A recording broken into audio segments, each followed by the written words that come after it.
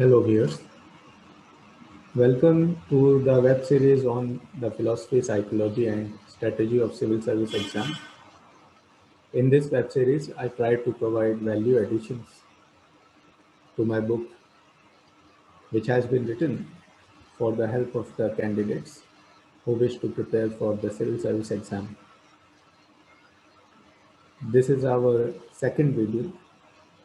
We were discussing the first section of the book, that is the introduction, and today we are going to finish our introduction part. So let us begin with our uh, introduction section. The two most important questions which the candidates ask when they decide to prepare for this exam are: number one, which books should we study from? And number two, which coaching institute should I join? They are very relevant questions, but if you would have gone on the internet and you would have tried to take the help from the people, you would have come across that uh, there is an agreement uh, regarding some of the books, but you don't have the one answer, any one single answer to these questions. But because these questions are very important, they are going to decide your entire preparation level. In this context, our book and our web series is going to help you out. So you should be sincere to yourself and do this homework beforehand, and then you should try to go for the decision you are making for these two questions. I'm not going to provide you the answer to these questions here. Definitely about the coaching institute, I leave it up to you. But regarding the books, see, we have launched a test series for prelims. It is available on our Facebook page and YouTube channel. So Nitin Rajput IAS. In that prelims test series, which is subject wise, it is not a mixed test series. It is subject wise and also topic wise. So there you can find the source, that is the books which you should read for the prelims examination. Now coming back to our this discussion, that these two questions are very important, but they are not uh, the only ones. The other two questions which you should also ask beforehand are: number one, what are the qualities examiners are looking for while evaluating your answers in the main examination? And number two, how should I improve my personality so as to face the challenges of the civil services if I happen to clear this examination? Those of you who are thinking to make an entry into the system just for some years and then you are going to leave it, that psychology is wrong.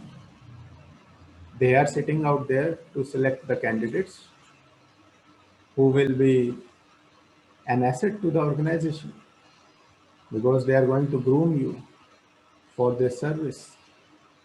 Any organization thinks in that way. They want to see the development and of their employees. They wish to uh, e- evolve their employees into the leaders so that they can develop the organization.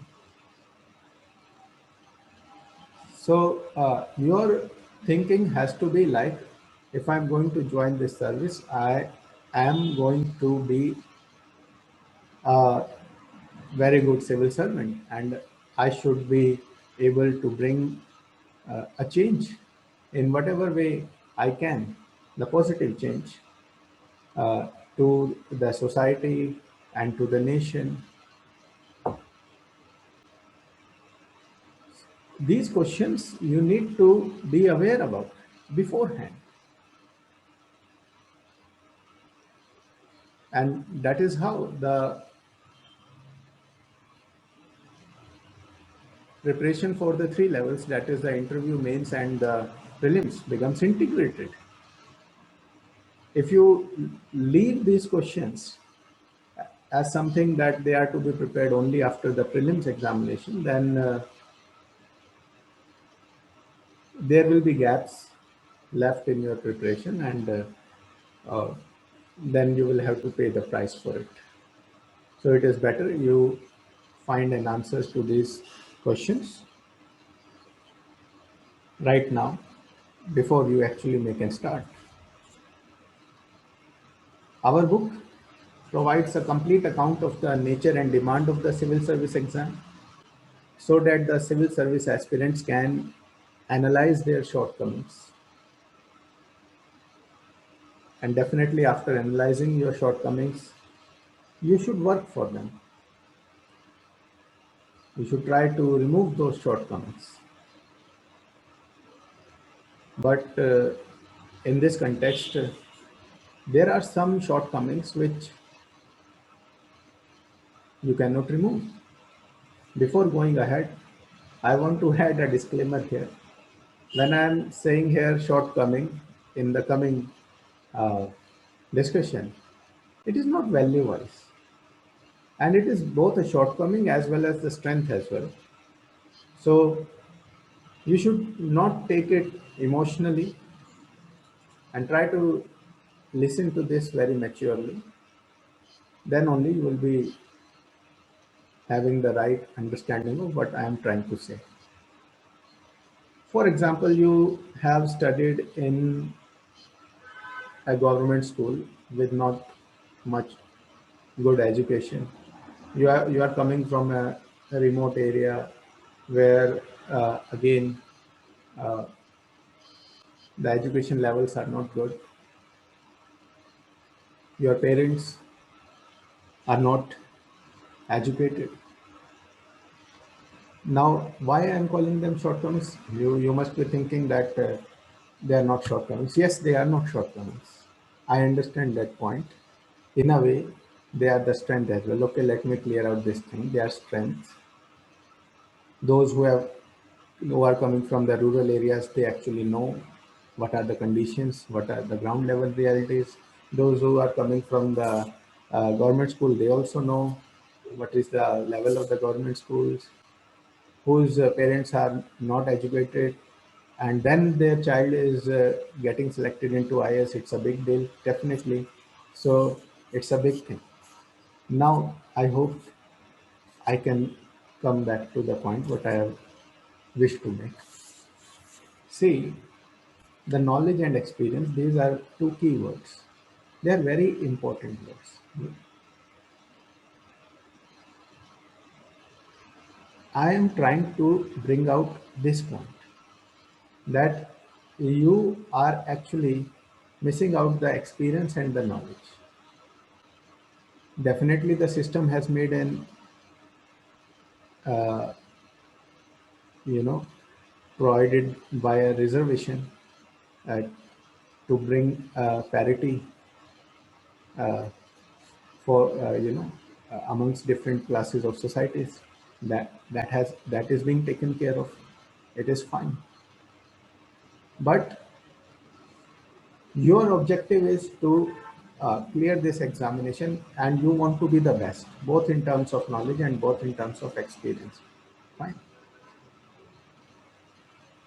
So you have to just be aware about this thing. Again, one more thing. There is something called service aptitude, and there is something called business aptitude. People coming from the business family or people coming from the political family, their thought process is actually something different. And regarding the service, there is a special thought process.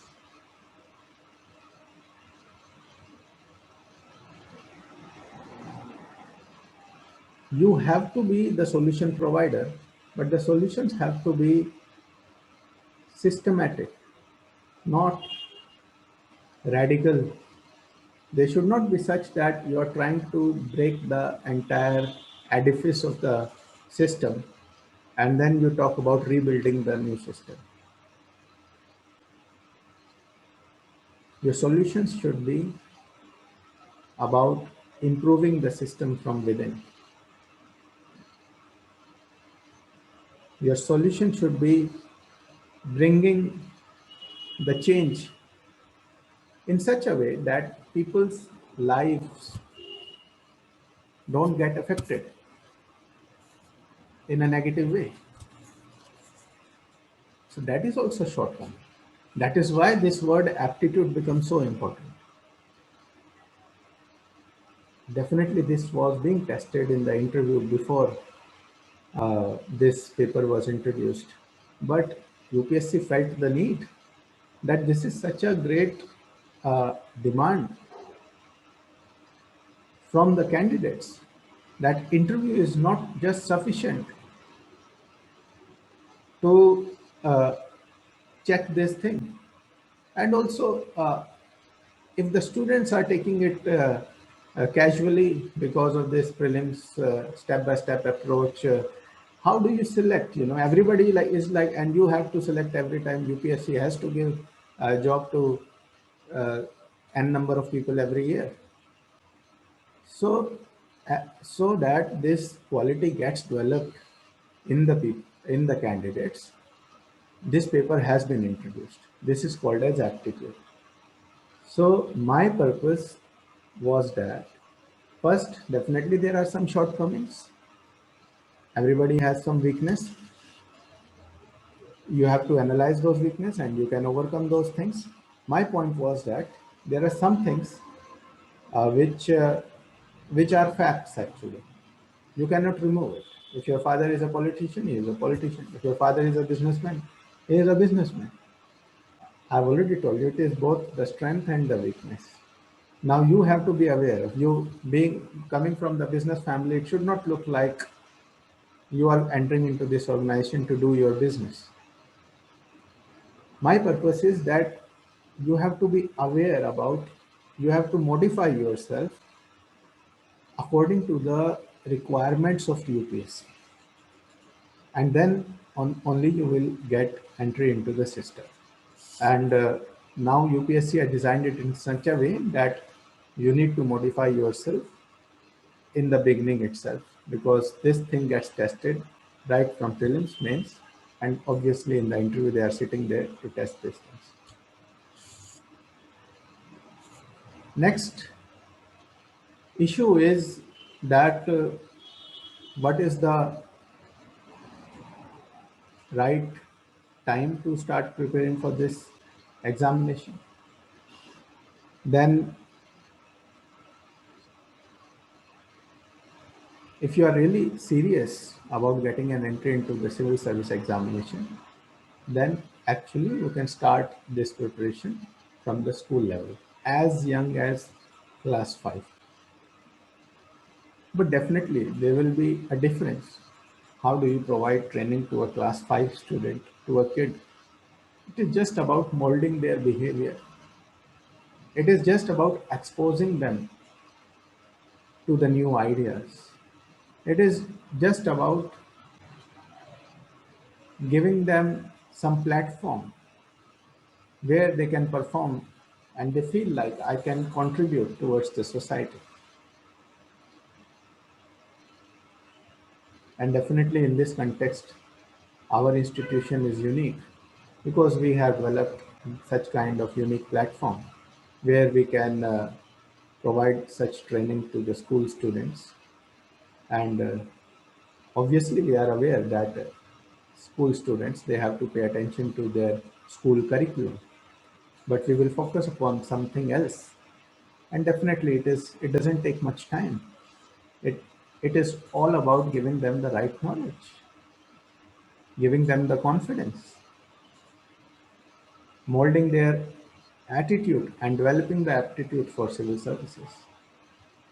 Subject knowledge they will keep on acquiring over a period of time, and by the time they reach up to the level of means they finish their graduation, they will be ready to write this examination with confidence. So that is the ideal approach. You should, but even if you don't plan in such a way, which we are suggesting, some candidates who are definitely very much serious about this exam, they ask questions like which books should we study, and regarding this also they get two type of answers. First answer, some people tell them you should wait. It is not required to study now. There are so many issues. You don't know what will be the how the syllabus would change when you will grow up. What will be the situation at that point of time? These are uh, this is a very uh, wrong answer. Only those who do not have the right understanding of this examination, they would suggest something like this. And definitely it is a kind of very damaging to your career as well, because by the time you have finished your graduation, it is time to make an entry into the job. How much time do you get once you start working? At the max 2 to 3 hours every day. And do you think that you will be able to uh, study those subjects, you know, right from the beginning, uh, and have command over them uh, uh, with such a short time span? So this advice is wrong. Second type of advice they get, yes, you can start reading the NCRTs. This is the right advice. So NCRTs you should pay attention to, especially three subjects are very all the subjects means geography up to class 12 NCRTs, history also NCRTs, you read all of them, polity, all of them, science up to class 10, environment also uh, uh, beyond class 10th also, if the NCRTs are available, yes, it is available. And economics up to class 10th, definitely. 11th, 12th, that is not required. So this is the basic uh, work you have to do. You should have command over this. Don't worry about NCRT is getting changed and all over a period of time. Don't worry about that. You definitely, yes, you should upgrade yourself. When the NCRT change, you also change yourself. You will also get to know how the system is developing over a period of time. You will realize these things. You will realize the very fundamentals of the education system itself. How over a period of time the system is trying to evolve the generations, the kind of knowledge you are being given. At the very young age, you will get exposed to these things. This is not a very small thing. It's a big thing. This thing is expected. This experience is expected from someone who is aspiring to make an entry into the civil services.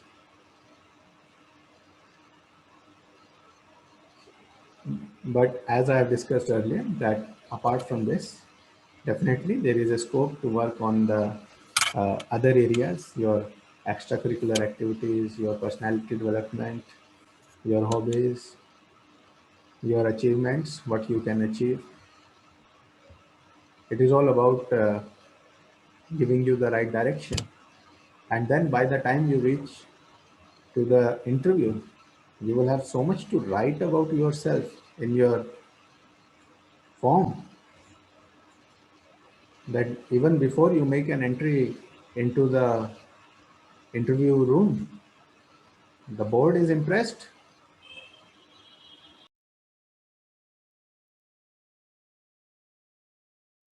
To the interview room, the board is impressed by your biodata, what you have submitted to them. And then uh, definitely only those who are really serious, they would do this thing. And the best part of this thing, this is actually not just about the right approach, this is also the smart approach. And it takes the pressure away from you, and it is good in so many ways that it will help you in developing your career as well, and everything will change around you. You will become a different personality, more responsible personality. Your life will change with this knowledge. Obviously, civil services is not about you, it is about society. You have to enter into the system to bring a positive change in the society. So those of you who are trying to enter, make an entry into the system for some personal reasons, definitely at the young age, it is acceptable that the kind of thoughts you are getting, that is acceptable. But please, uh, in order to ensure your success, you will have to bring a change in your thought process. So, in our book, we have adopted a satellite approach. With this, I mean to say that you just imagine you have lost your track in a forest, and you want to check out which is the best way I should move on. You are not even having any sight of a river. So what will you try to do? You will try to get to the you know, to the position, to the highest position. Either you will climb a cliff, a hill, or the, if it is highly densely forested, you will climb a tree, the tallest tree, and then you will try to find the best way. So when you are on the ground, your sight is limited. But if you have moved to the height, you can see the change in your vision, in your sight. So we are also trying to do this thing with you. You are trying to see at this examination, to look at this examination by being on the ground. Over there, it is only prelims in front of you. Your mind is working unidimensionally, straight, that and you can only see the prelims. But we are trying to give you the right vision. We will take you to the level of expectations of UPSC, and we will try to show you from the point of view of UPSC that this is how you should look at this examination, and then you should prepare for it.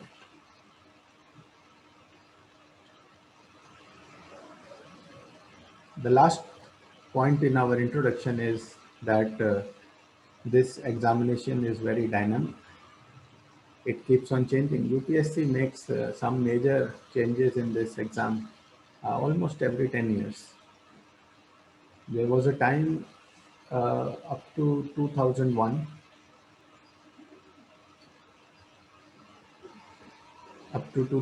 the engineers and the doctors, they used to be the top rank holders. And science, these two subjects, maths and physics, this was the most successful combination.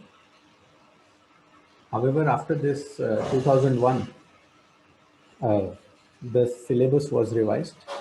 The science subjects syllabus up to 2001, you know, the, if you were doing this master sorry, this honors in science subject, then your graduation syllabus would be exactly matching with the CSC syllabus.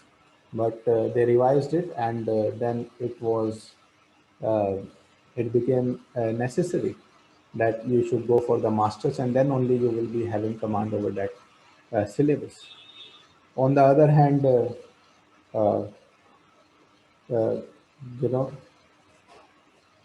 so this was the reason for majority of the people, these engineers, doctors, they started leaving their subjects, physics and mathematics and other science subjects, and then came the era of these social science subjects. There was sudden boom in this geography, history, psychology, philosophy, even the literature, Pali literature, Sanskrit, Kannada, you name it, anthropology, uh, and because that was the period of two optional subjects, and so that was a change. Why I am discussing this? Later on, I will discuss this thing in detail. What is difference between intelligence and intellect? This was also a transition actually. Science is more about intelligence. Social science is more about development of intellect. That was a transition phase from science to social science. Normally, people have very low opinion about the social science subjects. They think there is nothing to study over there.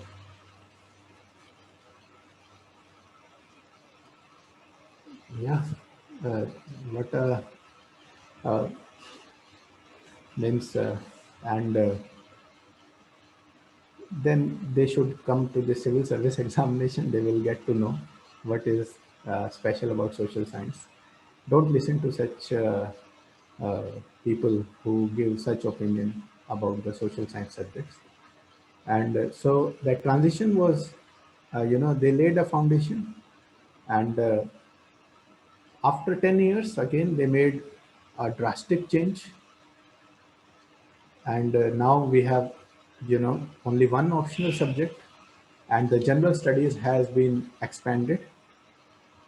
I will discuss in detail about this later on. There is a section devoted to this. But again, this change is again increasing the quotient of the intellectual capabilities. Definitely, intelligence is required, you know, uh, but they are increasing this intellectual quotient. You should do your homework. What is difference between intelligence and intellect? I will take this in our uh, coming section.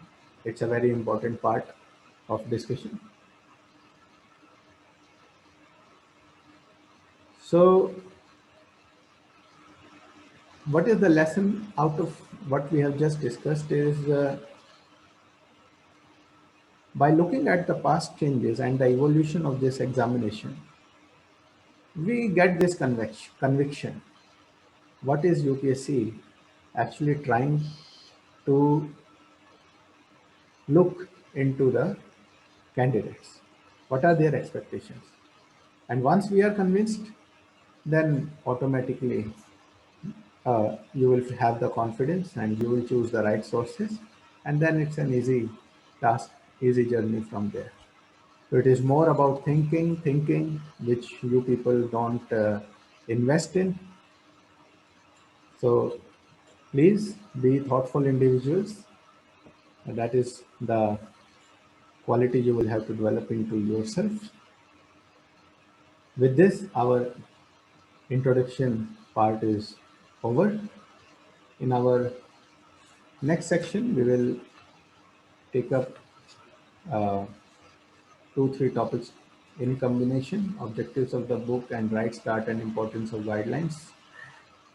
Theoretically, they don't look like very appealing, but always, if you are careful, normally when we read the book, we all leave this, you know, the preface section and the introduction section, what the writer is trying to convey over there. But From the point of view of making an entry into the writer's mind, these sections are very important.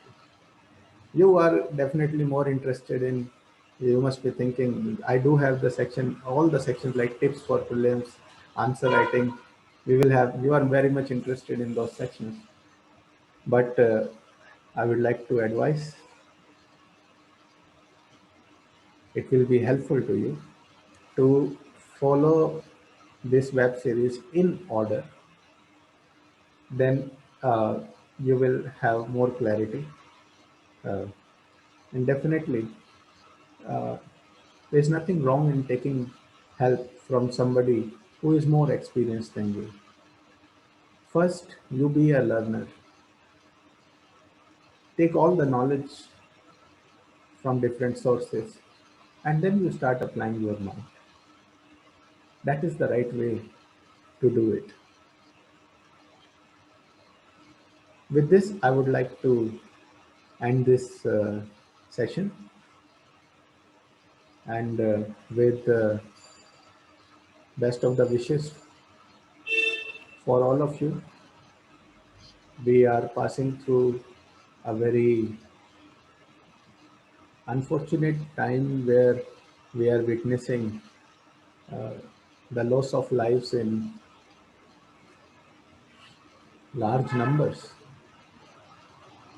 And what is more unfortunate is the nature of this pandemic, that even in this time of sorrow and distress, we are not able to be there with the people, with our loved ones who need that help.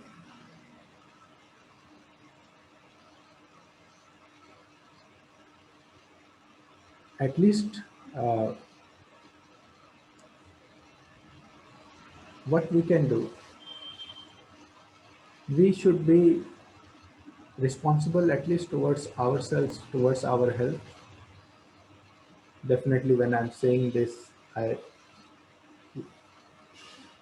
I'm not an expert in this, but definitely over a, I have also seen so many years of the life.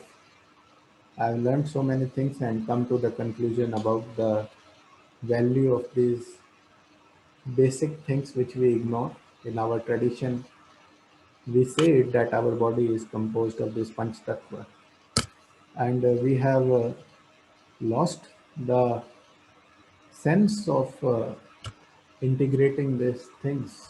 We take them to be so uh, guaranteed, but we are witnessing how we are being responsible to change or ruin the quality of air, the quality of water. We have not been able to ruin this sunshine, but definitely we are depleting the ozone layer. We are paying the price for that as well, but we have even lost the sense of getting this sunshine. About the water, how do we drink water, things like that. There is so much learning from our traditions. I know today everybody is talking about the Western medicines and all, but I really like somebody, I would not like to name that personality, but he said that all these big diseases are actually uh, the worst form of the smaller things which have affected you, but you ignored them. And you can see that regarding cough, regarding sneezing, we used to take these things so casually that it is a routine affair. All we have to take is this medicine, and there is a doctor out there to help us out in this thing. Today, we have reached to this point that now we are coming back to understanding the significance of this thing. That why should we cough? We should not cough. We should not sneeze.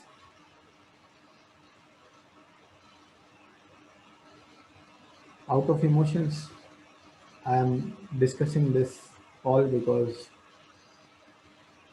I also witnessed the loss of life in my extended family, but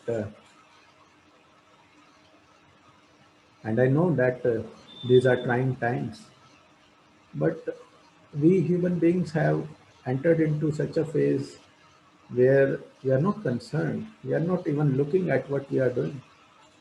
It's all about running and running aimlessly.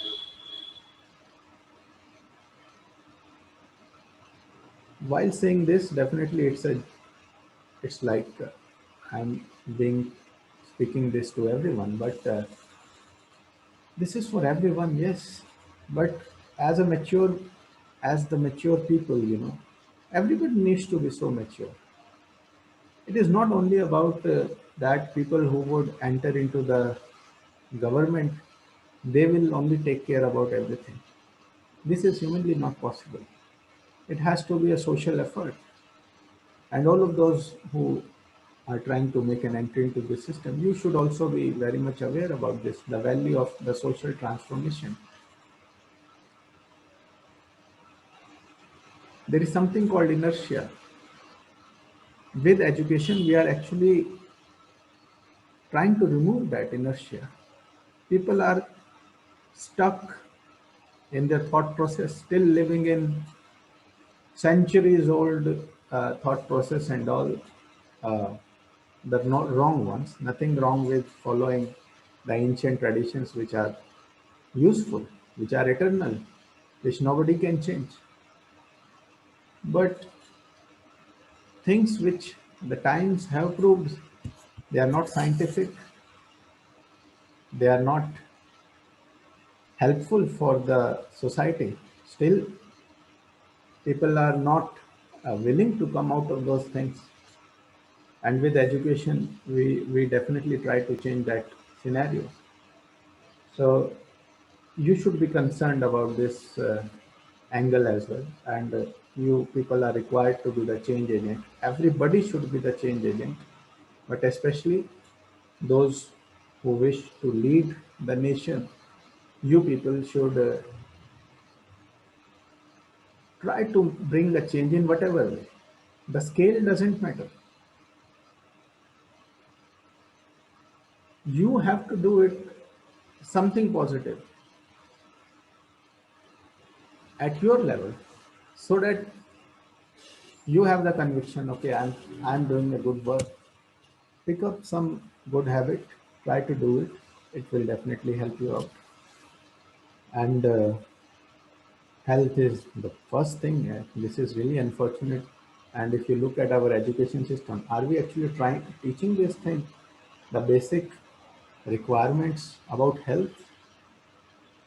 In many countries they do teach about food, everything, the value of sunshine, etc. There is so much. You have to be thoughtful individuals, and I appeal to all of you to take care of your health. With this, I would like to take a leave, and see you in our next video. Thank you very much.